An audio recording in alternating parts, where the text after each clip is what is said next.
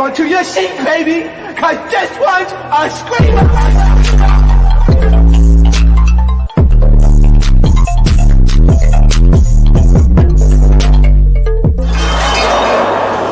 Are you not entertained? Are you not entertained? What is going on, Entertainment? So today I'm coming to y'all with another video. We're talking Love After Lockup, a little bit of episode 2 and a whole lot of episode 3. Okay, so first we're gonna do couple by couple. We'll go couple by couple and go down as to what their storylines and what it has going on. Like I said before, disclaimer, just how we TV do it, we're gonna do a disclaimer over here at Entertainment. This review is based off of what I'm watching on the show, nothing to do with the untimely death of Asonta. I know Asonta unfortunately passed in September. So please, if any family member or friends run across this video, I am reviewing what I am being shown on the show, not anything I'm being told I've seen outside of the show. Okay, so all respects go out to his family. All right. First, we're gonna start off with Andy and Britney. Okay, Andy and Britney. Oh, Britney, I told y'all Britney was a user. Didn't I tell y'all my last recap? I just got that vibe from her hard. So Andy and Britney, you guys, Britney, if y'all don't know, has a whole lot of issues with substance issues. So that's what she, was in prison for. She got in trouble for that. And the daughter, the whole time, I really feel bad for the daughter. You could tell the daughter is going through a lot of emotional issues dealing with that and has been going through a lot of emotional issues dealing with that. So she holds a lot of resentment towards Britney, okay? And Britney, in my opinion, is a little selfish. Sorry, okay?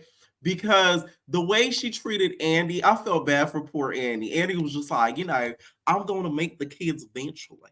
So, it might come sooner than you think. It might come as, as a split second, as 2 seconds. It might come a lot sooner than I think. And I'm like, oh, poor Andy. You're not going to beat them kids. She don't like you like that. Sorry. I felt bad for the man because you could tell he is a really nice person. And he's the type of person, he's the type of person you call an easy lick. Like you could hit an easy lick on poor Andy. So that's why I felt bad for him in this whole episode, to be honest, right? So Britney is out of prison and is throwing this party for her young child named Peyton, okay? So Andy has not met this young child because I think that was right as to what she's doing with that, because that is a young child. You never know if this man is going to be permanently in her life, which, from this episode, we can tell this relationship going to be very temporary. So you never know how long this is going to last. So she did the right thing by really not letting and bringing strangers around her young child without, them having an established and long relationship, because, she just got out the clinker. Okay. But it's just the way that she did it. You made him pull up he basically was an Uber driver that whole episode. I'm talking about just an Uber driver, just next stop. The only thing is he was in an Uber share where he picked up other passengers. It was just you and your fam. Like, that to me was insane. The way she did it, you had the man pull up at the birthday party. And then you said, he was like, oh, can I go inside? I bought a portrait and apples. Can I go inside? Britney said, no, you can't. Thank you. Can you open the door for me, though? Thanks. I said, oh, I felt so bad.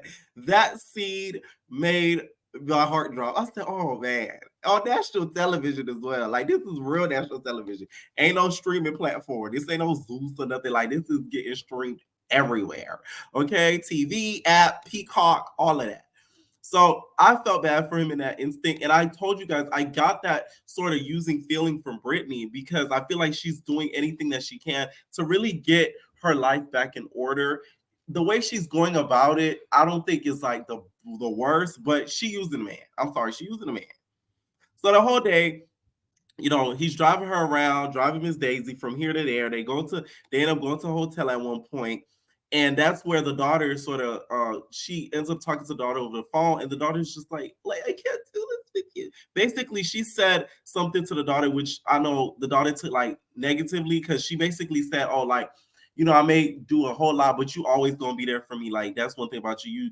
You're just gonna always be there. So it kind of triggered the daughter because the daughter felt like, you know, her dealing with substance issues her whole life. You basically saying, I ain't going nowhere. You treat me like, you know, low-key trash because, you know, I like you. I love you so much. I ain't going nowhere. So I could see how the daughter felt that way. Somebody dealing with substance issues and being a child of them, you know, it might not be the most easiest, and you hold a lot of resentment. So the daughter had every right to feel that way. Okay. So when they go back to the hotel after, you know, she's done using Mr. Andy Uber, we're gonna call him Andy Uber. Okay. So they go back to the hotel, and Andy's expecting some play. He's expecting some tussie. I said, "Aw." Britney had other plans. Okay, Britney's like, so like, thank you, Andy. I love you so much. I'm really tired. So I'm gonna go to bed. There's 2 beds. So you get the left bed, I get the right bed. And I love you. Andy's like, okay. He put the do not disturb sign on the door. I said, please don't disturb. Please don't. What y'all know about that Tiana Taylor and Chris Brown, baby? Okay, so basically, he thought he was gonna get some play. Not gonna have it, baby. So I guess the night after, the morning after, the cameras, you know, the producers out there like, what go down? Like, did you get some of that tussie? He's like, no, we did not get intimate, but you know, it might happen sooner than I thought. And Britney was basically like, it was awkward, okay? That he was trying to touch on her body, and she wasn't having it, okay? She was not in the mood to get Andy's schmood. I said, oh, poor Andy, poor Andy, okay? And also, before she left the party too, she also thanked his son, because Andy does have a son who looks very similar to the man. And basically was just like, you know, thank you for coming along, even though you couldn't come to the party either. But thank you for coming along. And your dad is a great guy. I really appreciate you guys. The son, you need to tell your daddy, stand up. Okay? Tell your daddy to stop being a punk. Okay? Stop letting this woman use you. Okay? Because she obviously does not like him. And it's the thing. It's a whole different ball game when you're in the clinker, okay? When y'all talking in the clinker or whatever, and then when y'all outside in the real life.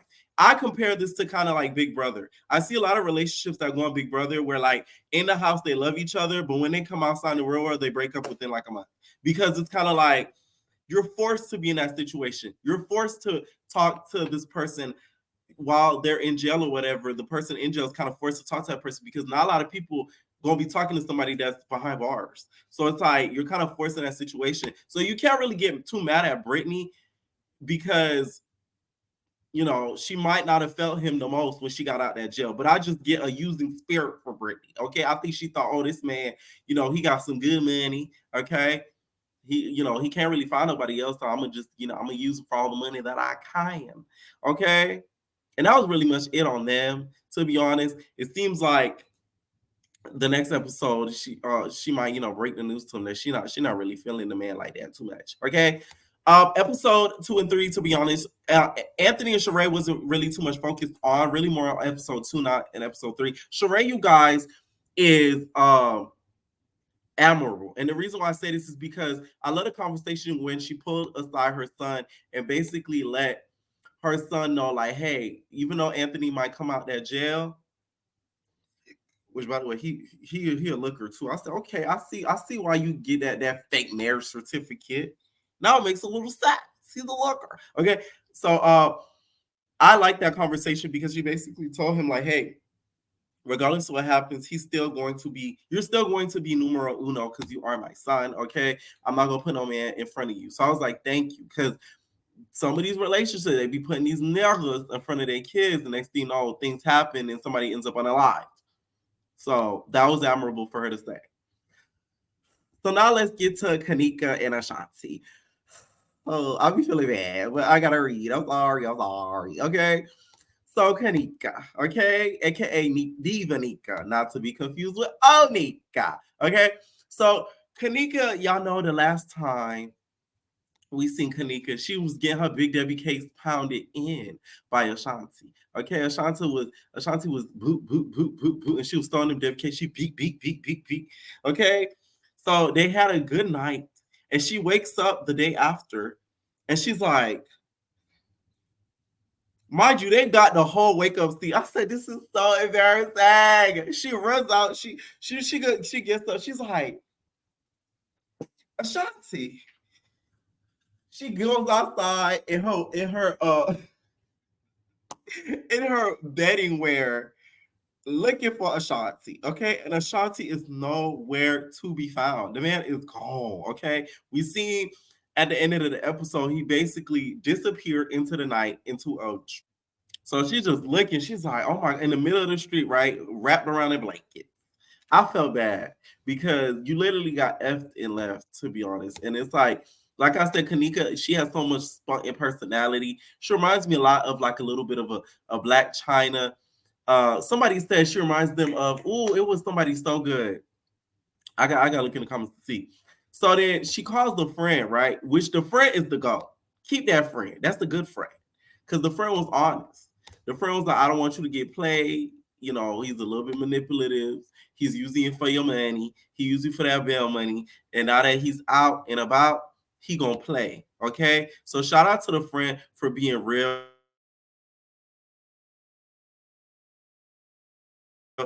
Heavily is dick drunk to Mr. Asante. Okay, so he's telling him, he's like, where's Waldo? Where's Waldo? You need remember when you call Auntie, you know, Auntie, which I'm like, Auntie is not Auntie, it's TT. Okay, like it's very much TT. It's not Auntie. Like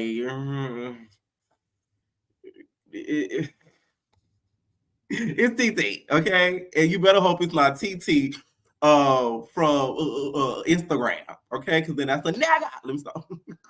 Anyways, so the friend is a good friend. So she says, hey, I know a PI, a private investigator, that was going to break down this whole situation and find out what Asante's been up to, okay? So we get to the meeting with the probation officer, and the probation officer basically sits down with Kanika and friend and basically lets them know, like, hey, we're gonna find some information on Mr. Ashanti. Okay, so they look up Auntie phone number. They find Auntie phone number, and the private investigator says, hey, now I kind of know where Asante is staying at right now. Do you want me to call the suite that Asante is at with TT, aka Auntie, or do you want me to call Auntie directly? Oh, Kanika's just like, I want you to call Auntie directly. Okay.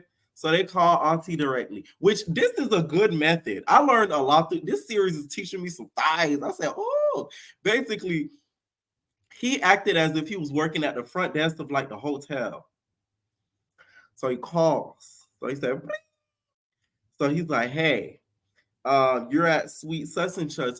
We just wanted to confirm the checkout date. So what time do you really check out? And he was like, oh, like such and such. Like, oh, because yeah, we have February. We didn't know, you know, if it was like, we thought it was like February, something like it's March. Okay, it's March. He was like, cool, y'all need any blankets or towels? Oh, y'all need for one or two? They're like, nah, we need for one. No, we need for two. And then Kanika's just like,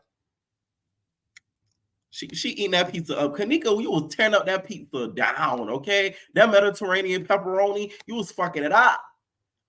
That girl was tearing down that pizza out. It made me hungry. Okay. She was eating it. So we find out that Asante was in a room with TT. Okay. So the PI is basically like, okay, so do you want to pull up? Because if you pull up, I got this tinted truck out here. We're gonna pull up in the tinted truck. Okay. But the only thing is you cannot pop out. This isn't Cheaters. So that's how the Cheaters episodes be getting done. But I heard Cheaters is scripted though. I heard they be getting some people to go on Cheaters. Like it don't be real like that. That's what I heard. So, because I met somebody who was on there and she was the actress. So just for y'all to know. All right. So we find out, of course, that TT is with Asante at this suite. So Kanika takes it upon herself to call Asante. Okay, so she calls Asante. She's just like, Asante, you think you playing with me? You can't play with me. I'm not one of these niggas, bruh. I'm not one of these bitches, bruh. I'm not playing with you. Yeah, I'm not playing with you. You trying to get your life. I'm trying to get my life too. We both trying to get our lives. He was like, no, I'm trying to get my license. He's like, oh, you trying to get your license? What does that have to do with anything between me and you? Asante, I'm not playing with you. Fuck you, bruh. Fuck you, bruh. And then she hung up. I said, oh, man. The thing is with Kanika, you could tell that at that point, she felt like she's already too in deep in this show and this whole storyline. So her backing out of it without having some sort of closure, she would have ended up looking even stupider.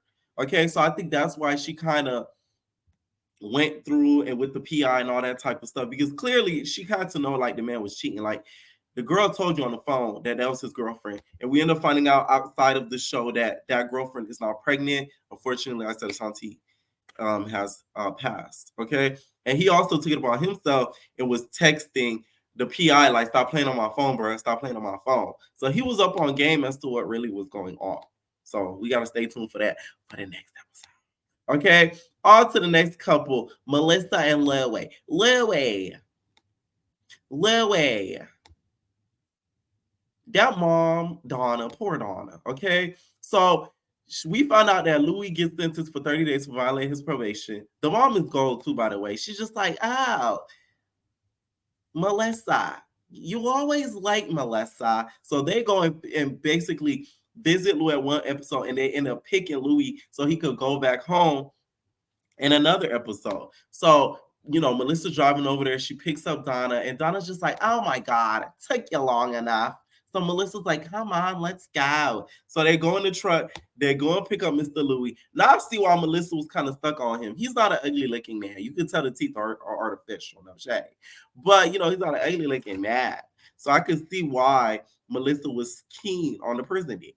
Okay, so they end up picking him up.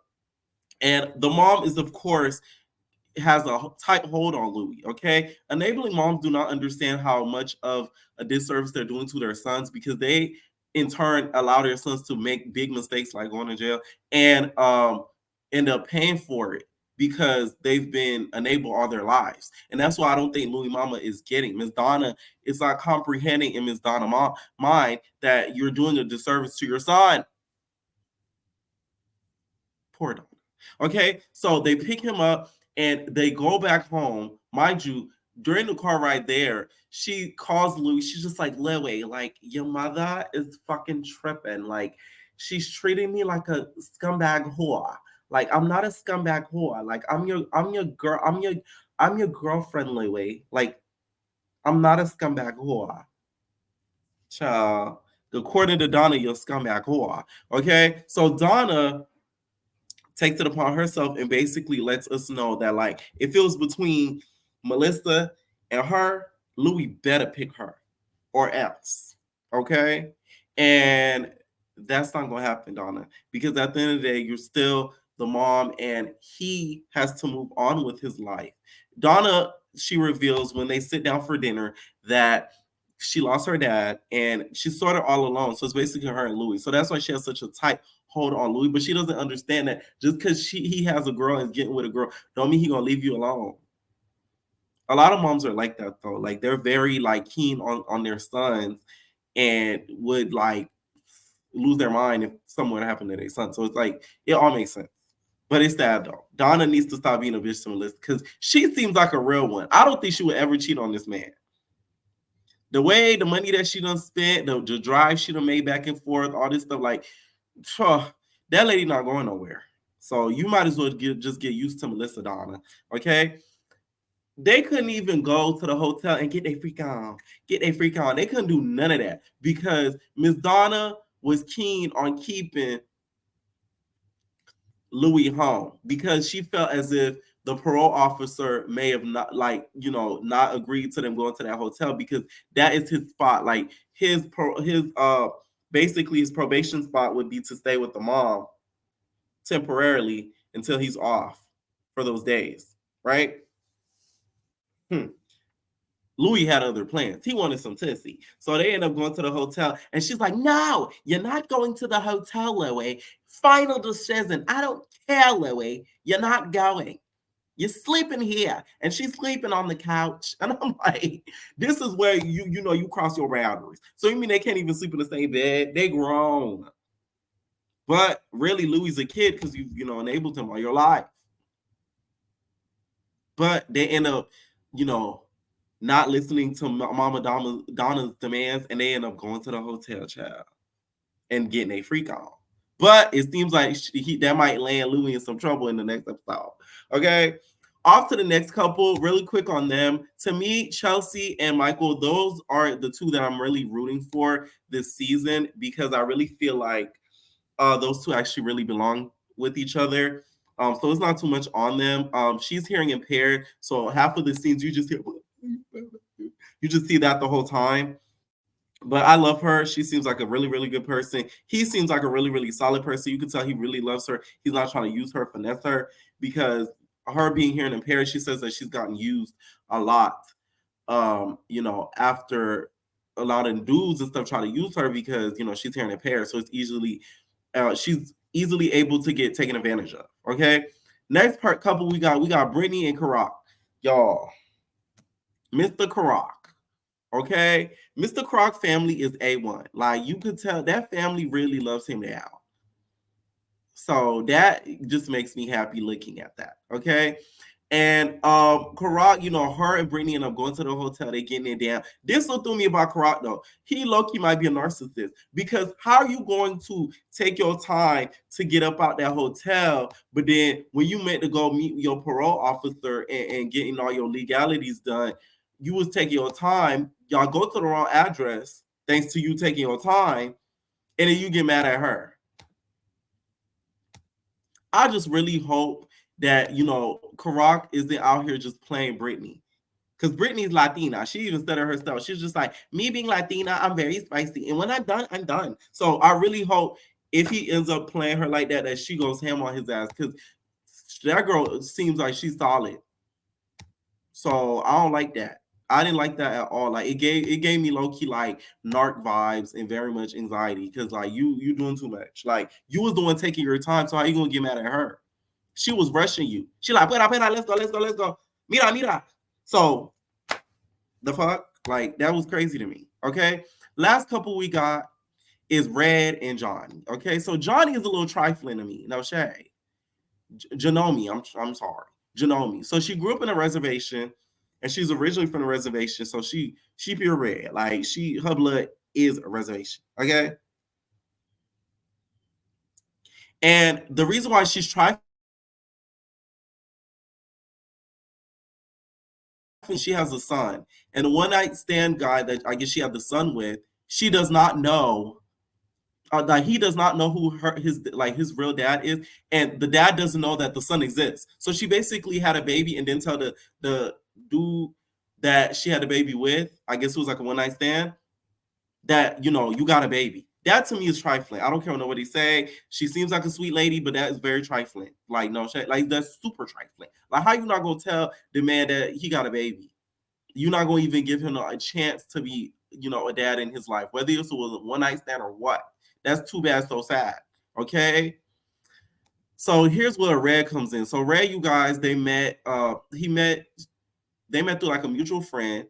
I guess the friend put him on to Jomni, and Jomni and him started talking on the phone. So Red is apparently when he gets out of jail, he wants to step up and be the father in Jomni's son's life. How do you know that for a fact though? Like you see what happened with Miss Britney and Andy. Okay, poor Andy. He doesn't know what he's gonna do. Like poor Andy doesn't know where he's going, left, right, up, down, up the street, up the road, to the gas station, to the corner store. How do you know that Red might not do the same thing to you, Jomni? Like that to me is crazy, and it's really selfish on your end, to be honest, to really do that. She says she has a lot of self-esteem issues, so that's why she's never really stayed in like a whole committed type of relationship, and that's what kind of caused their whole her not being in a stable relationship and her having all these not one night stands, and what caused her having that baby. Okay? But it's still selfish to me, okay? Throughout the whole episode, we see her sort of go and get ready for Red's release. She's pawning family heirlooms and jewels. The sisters are not here for it, which I would have been the sister too. I would have looked at her all types of side eyes. Like, you really crazy, aren't you? Because you never know what might happen when he get up out this jail. This man might be crazy, okay? He was arrested for like a decade for armed robbery, which the judicial system to me is a little bit crazy because child molesters get way less time than this for way less. And it couldn't have been that bad if he's getting out that early, which I think 10 years is still an extreme time for whatever he did. Because like I said, people that do stuff like touching on kids and all that stuff, they get like 2-3 years slap on the wrist and then they go about their business. So there's something really wrong in the judicial system, but we all know that ain't news to nobody, okay? I just hope this man really does stick in that kid's life when he gets out, because the child knows who Red is and is looking forward to his release and looking forward to his dad being there in his life, because he does call him dad, Jomni. Okay, that was really much it for episodes 2 and 3. Like I said, thank y'all for putting me on to Love After Lockup. I knew about the show, but I watched a little bit of it here and there, but I never watched like a full-on episode and stick faithfully. I really wish I was recapping when Monique and them was there, because I know about their whole storyline and the T-Girl sister and all that. So yeah. Let me know what y'all think down below about this episode, and we all babies. No personal thing.